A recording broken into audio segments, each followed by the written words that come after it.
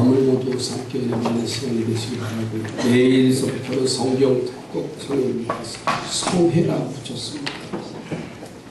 저녁 7시부터 10시까지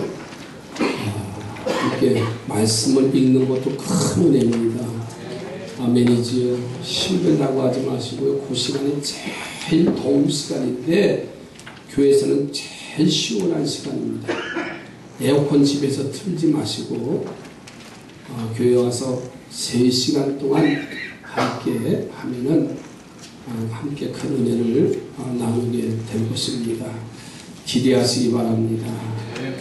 오늘 본문에 보면 1절이나 9절에 보면 2번씩 반복이 돼요. 여호와 우리 주여, 주의 이름이 온 땅에 어찌 그리 아름다운지요 하고 고백을 합니다. 여기서 아름답다는 말을 얼마나 중요한가를 찾아볼 수가 있습니다. 아름답다는 말은 예쁘고 곱다라고 하는 말을 표현할 때 쓰는 말입니다. 그런데 그 뜻보다 더 중요한 뜻이 하나 더 담겨져 있는데, 그것은 아름이라고 하는 말은 옛 고어의 알이라고 하는 말에서 파생된 말로, 가을에 밤송이 있잖아요. 밤송이가 잘 익어서 입을 딱 벌리고 있어요. 그걸 뭐라 그러죠? 아람이라고 해요. 야, 아람 벌었다. 바로 이 뜻에서 유래된 말이 아름답다라고 하는 말이에요. 그러니까 아름답다라고 하는 말 속에는 예쁘고 곱다 이 말과 함께 풍성하고 넉넉하다고 하는 부흥과 결실이 이 아름답다라고 하는 말에 담겨져 있습니다. 그래서 하나님의 이름과 하나님이 하시는 일이 아름답다는 고백 속에는 예쁘고 곱고 넉넉하고 부흥과 충만한 결실이 있다, 그런 말입니다. 옆에 보려고 한번 이렇게 하시죠. 아름답습니다. 참 얼마나 듣기 좋아요. 아름다운 말이지요. 좋은 말이지요. 듣기 좋지요. 네, 오늘 같은 날 불쾌지수가 최고로 많은데 아름다운 말만 했으면 좋겠어요. 아주 좀 상처되는 말은 아예 그냥 입을 딱 다물고 있었으면 좋겠어요. 오늘날 보세요. 아주 이 말 때문에 아주 홍역을 치르잖아요. 차라리 나지 않았으면 좋겠다. 귀태라는 말이 바로 그 얘기예요. 예수님도 하신 말은 맞습니다. 차라리 나지 않는 게 좋다. 어쩌면 축복받는 사람이라고 다 얘기하면서 너는 나지 않았으면 좋겠다. 너는 필요 없다. 얼마나 참 불행합니까? 오늘 우리의 입속에서는요, 아름답습니다. 곱고 예쁩니다. 그리고 결실하고 부흥합니다. 뭔가 희망 있는 말을 하잖아요. 어느 해인가 전직 대통령이 현직에 있을 때 젊은 청년들을 향해서 이렇게 말합니다. 아름다운 젊은이들이요, 이렇게 표현했어요. 그랬더니 다음날 신문기사에 대통령이 한글도 모른다고 무식하다고 비방하는 기사가 실렸어요. 아마도 그 기자는 아름답다는 말 속에는 부흥과 결실이 담긴 뜻은 아마 전혀 몰랐던 모양이지요. 자기가 무식한 줄 모르고 대통령이 무식하다고 기사를 실었었어요. 여러분, 하나님이 하시는 일은 모두가 다 아름답습니다. 왜냐하면 하나님이 하시는 일 속에는요, 모습만 예쁘고 귀한 것이 아니라 거기에는 넉넉한 열매와 축복이 담겨져 있기 때문에 아름답다고 했습니다. 그래서 본문에서는 어찌 그리 아름다운지요. 조용필 씨의 노래 가운데 이 말이 들어있지요. 누가 아름답다. 아닌가요? 이 말이 얼마나 소중한가 단어가. 오늘 이 시간 그래서 말씀의 제목을 어찌 그리 아름다운지요 라고 말씀. 이 시편 제가 하나님을 향해서 하나님 모든 세계를 보니까 어찌 그리 아름다운지요. 찬사를 보냈어. 하나님께 영광을 돌려보냈어. 하나님의 이름과 하나님이 하시는 일에 아름다움에 대해서 여러분 큰 은혜가 있기를 주의 이름으로 축원을 드립니다. 그 하나님의 아름다움은 첫째로 약한 자로 강한 자를 이기게 하시기 때문에 아름답습니다. 여러분 1절 2절의 본문의 말씀을 다 한번 보시지요. 우리 본문 속에 1절 2절에 보면 여호와 우리 주여 주의 이름이 온 땅에 어찌 그리 아름다운지요. 주의 영광이 하늘을 덮었나이다. 주의 대적으로 말미암아 어린아이들과 젖먹이들의 입으로 권능을 세우시며 이는 원수들과 보복자들을 잠잠케 하려 하심이니이다. 여기 어린아이들, 젖먹이들은 연약한 자들입니다. 어린아이들과 젖먹이들의 말은 평생을 말한 어른에 비하면 보잘것이 없어. 그런데 우리 하나님이 역사하시면 그 어린아이들의 입을 통해서 하는 말이 어른들을 꼼짝하지 못하게 하죠. 요즘 저와 관계되어 있는 목사님들이 대부분 후배보다는 선배 목사님들을 많이 알기 때문에 카스나 뭐 그런 매개체에 보면 다 손주들 자랑을 해. 아주 올려놓는 게 사모님 얼굴 보는 게 아니라 아주 손주 손녀딸이 외손주에 도배를 합니다.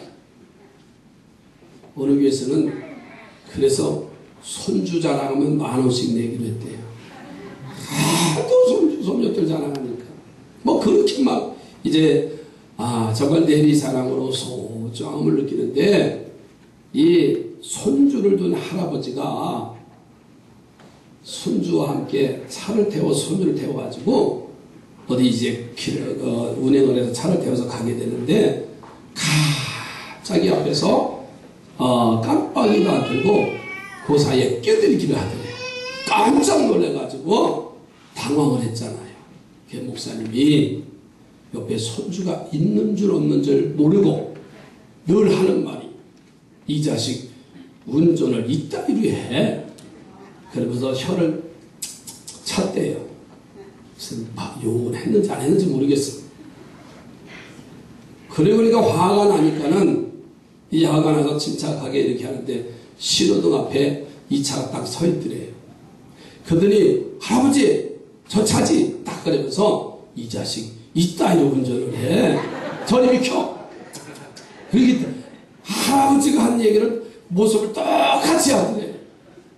그래서 할아버지가 이 손주한테 누구야 내가 잘못했다. 다시는 안 그럴게. 그리고 빌었대잖아요. 어린아이의 입으로 나오는 그 권능을 세워 함부로 말하는 목사 할아버지를 부끄럽게 하시는 하나님의 손길을 체험했다. 그런 쓰셨어요. 여러분 벌거벗은 임금님의 이야기 아시죠? 읽어보셨죠? 제가 얘기해 드릴게요. 벌거벗은 임금님. 옛날에 좋은 옷을 입는 것을 아주 좋아하는 임금님이 계셨대요. 그것을 아는 좋지 못한 사람들이 왕을 찾아가서 이 세상에서 제일 좋은 옷을 만들어 드리겠습니다 하고 왕에게 제안을 했습니다. 그랬더니 이 왕은 한번 해와라. 그래서 말합니다. 이 옷감은 거짓말하고 나쁜 마음을 가진 사람들은 보이지 않는 옷감입니다. 그리고는 빈 기계를 돌리며 지금 아주 좋은 옷감이 만들어지고 있다고 거짓말을 합니다. 임금님이 봐도 아무리 봐도 눈에 보이는 건 하나도 없어요. 그 빈 기계만 계속 들리는데 참 임금님이 나쁜 사람은 거짓말하는 사람은 이 옷감이 안 보인다고 하니 그 말이 다 있기 때문에 보이지 않아도 그냥 참았어. 나쁜 사람이라고 하는 뜻이 담겨 있으니까는 안 보여도 뭐라고 그럴까요? 보입니다. 또 신하들이 와서 보니까는 옷감은 안 보이고 빈 기계만 돌아가는데 자 그렇다고 하면 자신들도 나쁜 사람이 되니까는 마치 보이는 것처럼 아주 좋은 옷감입니다. 아주 칭찬이 잦아있어요.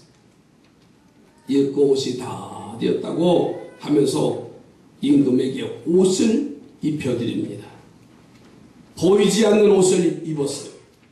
그리고서는 이 임금은 내가 이 세상에서 가장 제일 좋은 옷을 입었다 하고서는 시가행진 카퍼레이드를 벌였잖아요. 어떤 모습으로? 아주 떠난 실 하나 우락이 안 거치고 그리고서는 카퍼레이드를 벌입니다. 온 백성들이 나와서 보니까는 임금이 벌거벗고 마차를 타고 가는데 임금님이 벌거벗었다고 말하면 자기들도 거짓말하고 나쁜 사람이 되니까는 아무도 그렇다고 이야기하지 못하고 임금님 입은 옷이 정말 훌륭하고 대단합니다. 이렇게 칭찬을 했어요. 그런데 문제는요. 마치 동네 아이들이 놀다가 그 동네 임금님이 지나가신다는 소식을 듣고 아이들이 달려왔잖아요. 근데 아이들은 숨길 수가 없어요. 거짓말을 할 수 없잖아요. 본 그대로, 읽은 그대로, 느낀 그대로 임금님은 벌거벗었네 그랬대잖아요. 신하들이나 백성들이나 자기 체면 때문에 최고의 아름다운 옷을 입었다고 거짓 증거를 하지만 이 아이들은 본 그대로 임금님은 벌거벗었네. 어린아이들의 입을 통해서 어른들의 행동과 행실이 얼마나 부끄럽습니까? 하나님이 하시는 일은 바로 이런 것이에요. 그래서 아름답다는 말입니다. 세상에서는 약한 자가 강한 자를 이길 방법이 없습니다. 그러나 하나님이 하시면 약한 자가 강한 자가 될 줄로 믿습니다. 다윗의 모습을 보세요. 그가 홍한 어린 소년이었을 때 아버지의 심부름을 이제 받아서 형들이 전쟁터에 있는 형들에게 먹을 것을 가지고 가요. 그 전쟁터 현장에 가서 보니까는 블레셋 골리앗이 큰 키를 가지고 있는 장군이 나와서 이스라엘 백성들을 조롱하는 거예요. 다윗이 그 어린 마음에 분노가 왔어. 어찌 저가 하나님과 하나님의 백성들을 모욕하는가.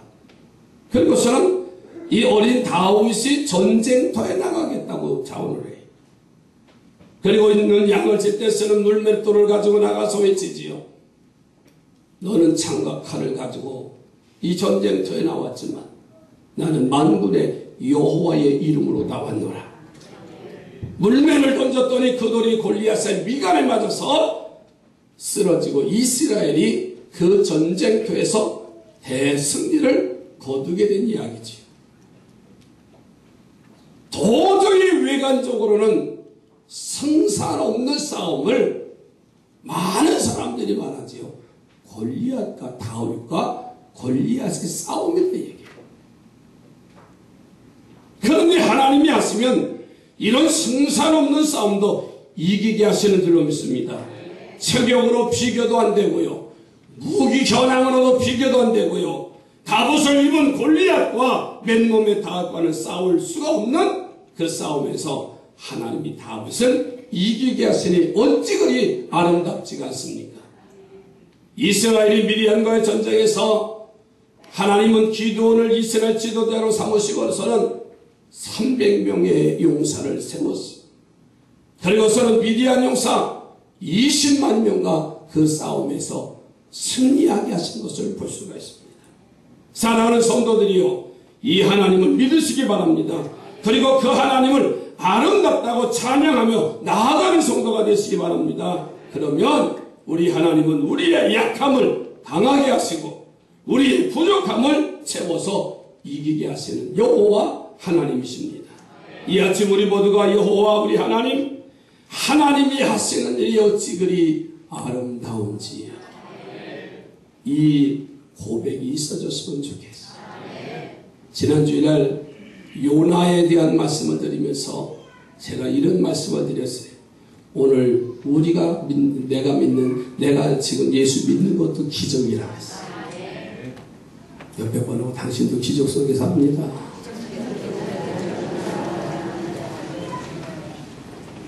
자, 예수를 알지 못했다면 그 예수님 때문에 나를 바꿔놓으시고 그 예수님 때문에 오늘도 이 자리에 와서 예배하게 하시고 예수 떠나면 교회 떠나면 우리는 죄악투성이에요.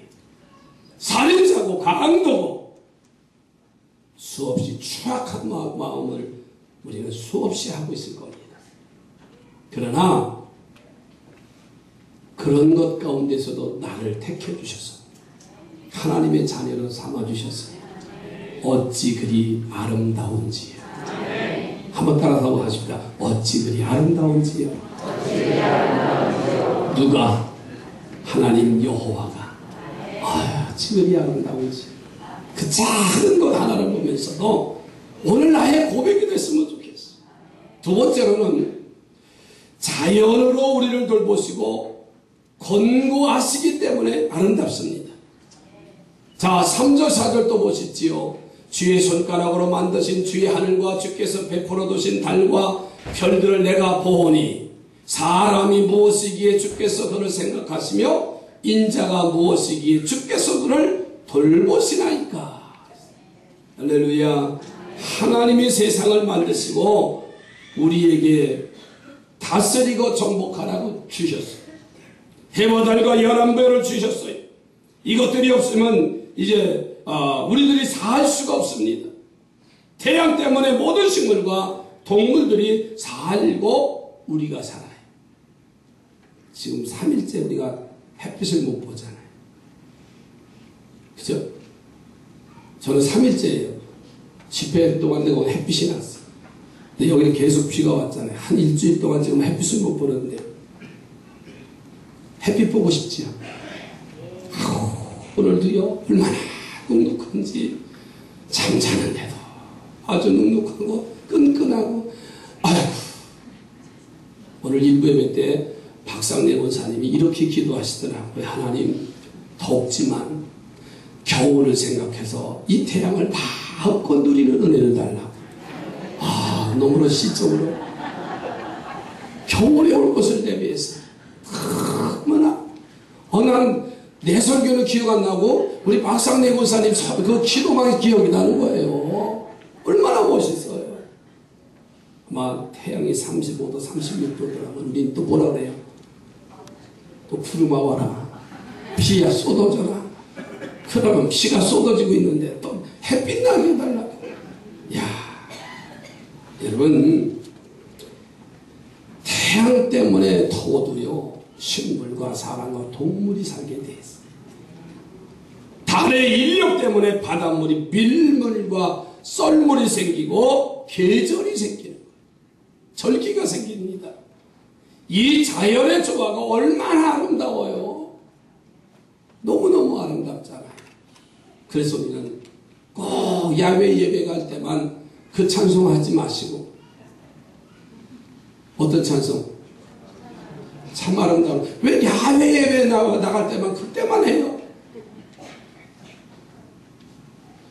집안 베란다에 아무것도 없는 가운데서도 그 조그만 씨앗 하나가 발원돼서 자라는 그 모습을 보면서도 참 아름답다. 이런 표현을 했으면 좋겠어요. 이 찬송은 다음에 시간 날 때 부를게요. 여러분, 깊은 산 속에 나리꽃이 하나 피어있어요. 가장 고랗게 피어있는데 그 향은 참 아름답잖아요. 그런데 그 깊은 산 중에 누가 보든 보지 않든 이 생물은 거기에 자기의 위치에서 자기의 모습을 다하고 있어요. 그런데 우리 인간은 어떻습니까? 예? 내게 맡겨진 삶을 성실히 사는 것보다는요, 우리 인간은요, 다른 사람에게 보이려고 혈안이 되어져 있어요. 그래서 사람들에게 보일 때는 잘 보이려고 하고, 사람이 보지 않을 때는 우리는 행동이 엉망이 아닌가요? 이 미물인 이 꽃은요, 누가 보거나 보지 않거나 산속에서 제게 맡겨진 사명을 성실히 수행하고 살아요.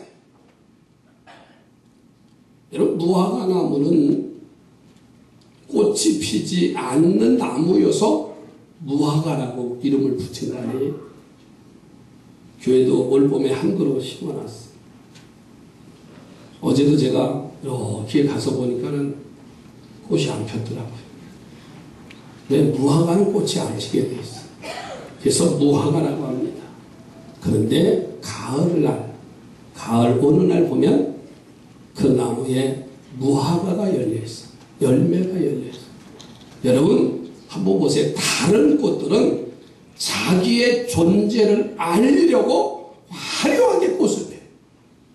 복숭아 꽃이, 사과, 자기의 존재를, 나 이제 열매 맺으려고 합니다. 이제 꽃핍니다 하고서는 우리한테 알려주려고 화려하잖아요. 백꽃이나 모든 꽃들이 알리는 존재입니다. 그러고 나서는 이제 절기가 되고 수확할 때 되면 열매로 거두게 됩니다. 하지만 이 무화과는 아무런 꽃도 없어요. 그러나 가을이 되어지면 어느 순간 그 이파리 속의 줄기 가운데 무화과가 이제 열매로 달려있는 것을 볼 수 있습니다. 얼마나 놀랍습니까? 여러분, 예수님의 길을 따르는 우리도 누가 그의 존재를 알아주지 몰라도 저렇게 열매 맺는 삶을 살아야 되겠다. 이런 고백과 다짐이 오늘 우리에게 있었으면 좋겠어요.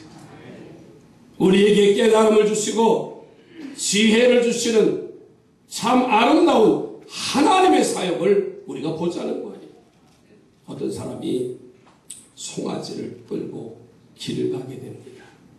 그런데 이 송아지가 말을 잘 안 듣는 거예요. 송아지는 코를 아직 안 뚫었잖아요. 목에다 목줄을 매가지고 끌고 가는 겁니다. 그런데 그만 이 송아지를 끌고 가는 사람이 송아지 잡고 있는 목줄을 놓쳤어요. 상상해 보세요. 송아지는 막 이렇게 지금 뛰려고 하다가 놓쳤어요. 온 동네 밭을 콩밭이고 배추밭이고 깨심은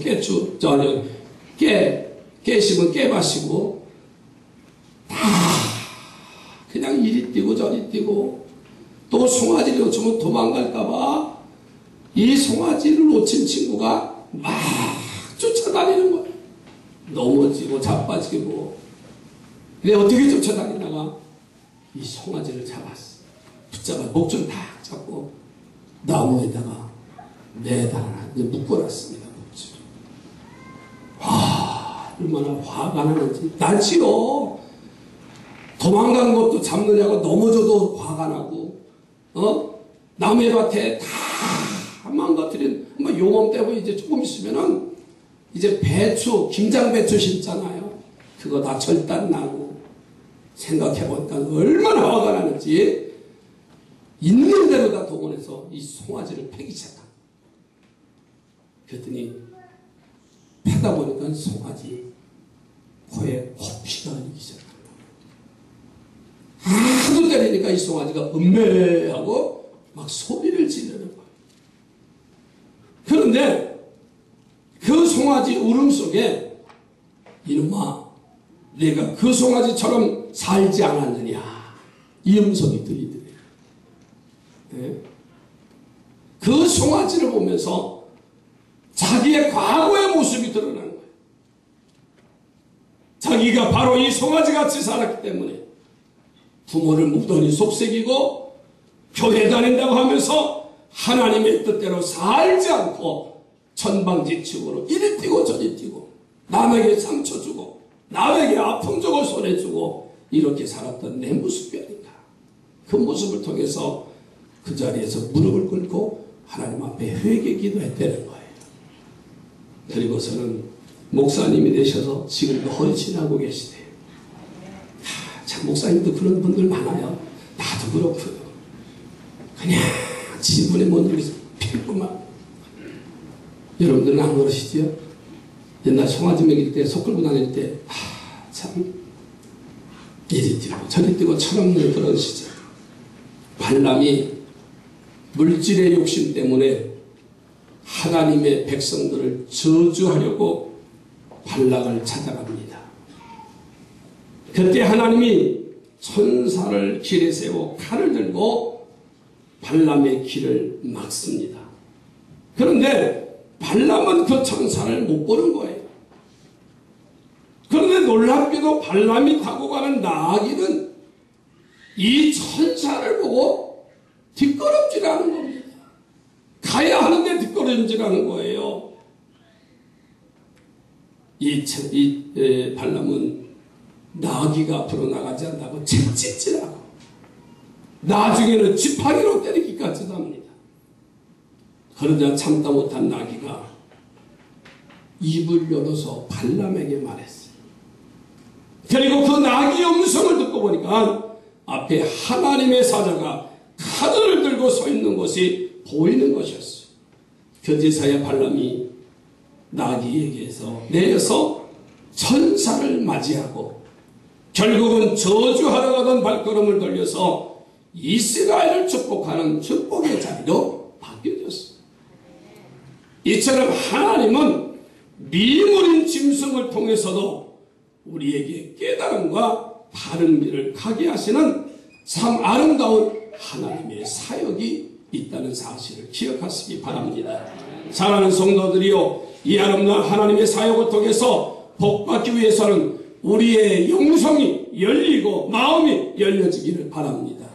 그래서 자연을 통해서 식물과 동물을 통해서 그리고 내게 닥치는 많은 사건과 그리고 문제들을 통해서 하나님의 그 뜻을 알게 하시고 음성을 듣고 바른 길로 걸어가는 승리자가 되어지기를 주의 이름으로 축원을 드립니다. 마지막 세 번째로는 우리에게 영화와 존귀의 간을 씌워주시기 때문에 그렇습니다. 5절 말씀을 보십시오. 그를 하나님보다 조금 못하게 하시고 영화와 존귀로 간을 씌우셨나이다. 세상은요, 우리에게 존귀와 영광의 관을 씌워주지 않습니다. 언제나 우리를 깎아내리고요, 언제나 우리를 나쁜 사람으로 만드는 게 세상입니다. 여러분 청문회 사건들을 아시잖아요. 총리를 세우고 장관을 세우고 감사원장을 세우고 대법원장을 세울 때 국회에서 인사청문회라는 것을 합니다. 그러면 그 사람의 장점이 나오는 게 아니라 대부분 그 사람의 과거의 전력이 다 나와요. 그래서 어떤 사람은 국무총리도 못하는 사람이 있고 어떤 사람은 장관도 하지 못하고 중도에 낙마하는 사람이 있고 어떤 사람은 그래도요 굳건하게 그 모든 이제 비난을 다 무릅쓰고서는 총리나 장관이나 그리고 감사원장이나 그 직책을 수행하는 것을 볼 수가 있어요. 여러분 세상은요 장점을 보는 게 아닙니다. 그 사람의 단점을 보게 됩니다. 그리고 그 사람을 잘했다고 하지 않고요 그 사람을 깎아내리는 게 세상입니다. 절대로 우리의 좋은 점을 감추게 하고요, 나쁜 점만 나타내게 됐어요. 여러분, 그런데 우리 하나님은 그러신 분이 아니세요. 우리 하나님은 단점이나 약점은 감춰주시고 장점은 부각시켜주시는 분이 여호와 하나님이세요. 할렐루야. 그런 사람은요, 여러분 한번 생각해 보세요. 지난주에 제가 요나에 대한 말씀을 드렸는데 혹 잊지 않으셨는지 모르겠어요. 요나는 불순종하는 사람이에요. 요나는 말과 마음이 다른 사람이라고 했어요. 그리고 요나는 불평하는 사람이라고 했어요. 그런 사람을 하나님의 사람으로 쓰신 것 자체가 기적이라고 했어요. 할렐루야. 참 우리도 그런 모습이 아닌가요? 불평하고 불만하고 말과 행동이 다르고 그런데도 하나님이 쓰셨으니 기적 중에 기적이지. 요나가 싫은 데도 가서 말씀을 선포하니까는요, 그 니느웨 백성 왕과 신하들과 짐승들이 금식을 하고 채를 무릅쓰고 금식하고 그 말씀에 순종하는 것을 우리가 봤습니다. 여러분, 세상의 기준으로는 일꾼으로 쓸 수가 없는 사람이었어요. 그런데 하나님은 그런 사람을 쓰셔서 니느웨 성을 구원하셨고 그의 말에 온 백성들이 회개하는 역사가 나타났어요. 신약 성경에 보면 빌립이라는 사람은 대단합니다. 이 빌립이라는 사람은 계산적이고요, 부정적인 사고를 가진 사람이에요. 예수님의 제자와 일꾼으로 부적격한 사람인데 예수님께서는 이 빌립을 제자로 삼으셨어요. 그랬더니 그가 가서 자기 친구이고 동양 사람인 나다네를 전도해 와요. 나사렛에서 무슨 선한 것이 나오겠느냐 하면서 예수님에 대해서 부정적인 생각을 가진 나다네를 내가 한번 와서 봐라, 예수님을 만나봐라 하고 전도하니까 예수님의 제자가 됩니다. 할렐루야. 여러분, 우리에게 영화와 전기의 간을 씌워주기를 하나님이 원하십니다. 오늘 일시백천의 역사를 통해서 우리가 대신자를 품으라고 했습니다. 여러분, 부족하지만 빌립과 같이 요나와 같이 허물 많고 그들에게 본이 될 수 없는 상황이라 할지라도 하나님은 영화와 존귀함을 우리를 높여주시기 위해서 우리를 불러주시고 그 일에 사용하게 하신 줄로 믿습니다. 그저 우리는 순종하고 따르면 되는 거예요. 이 재미있는 얘기 하나만 하고 마칠게요. 예전에도 한 번 했는데 여자들이 화장을 참 열심히 하지. 모든 연령대의 모습이 다 다르다고 그랬어. 20대가 10대가 화장하면 참 이쁘죠. 꽃단장했다. 아유 참. 20대는 치장을 했다고 하고 30대는 분장을 했다고 하고 40대는 변장을 했고 50대는 가장을 했고 60대는 위장을 했다. 이게 화장이라고 하잖아. 다 감추는 거예요. 이처럼 사람이 아무리 단장을 하고 변장을 하고 가장을 하고 위장을 해도 여러분 사람의 본연은 안 바뀝니다. 그러나 하나님이 우리를 단장하시면 영화와 존귀의 간을 씌워주십니다. 사울은 예수 믿기 전에 자신의 삶을 이렇게 표현했어요. 나는 광포자요, 폭행자요, 살인자요, 미련한 자다. 그런데 그런 그를 하나님이 다메섹 도상에서 부르셔서 예수를 만나게 하시고 그를 성령으로 장식하게 하시고 이제 사울이라는 청년이 이제 바울로 변화되고 기독교 역사에 없어서는 안 될 귀한 자로 세워주셨습니다. 우리는 예수 믿기 전에는 지옥 갈 사람이고 사탄과 죄의 종로로 갈 수밖에 없는 사람이었습니다. 그런 우리에게 하나님이 당신의 아들 예수 그리스도를 보내주셔서 우리를 하나님의 자녀로 삼아주셨고 우리를 의롭다 하셨어요. 우리에게 영화와 존귀의 간을 씌워주시기 위해서 오늘도 우리에게 귀한 사명을 주신 줄로 믿습니다. 여호와 하나님 우리 주여 어찌 그리 아름다운지야. 기도합니다. 하나님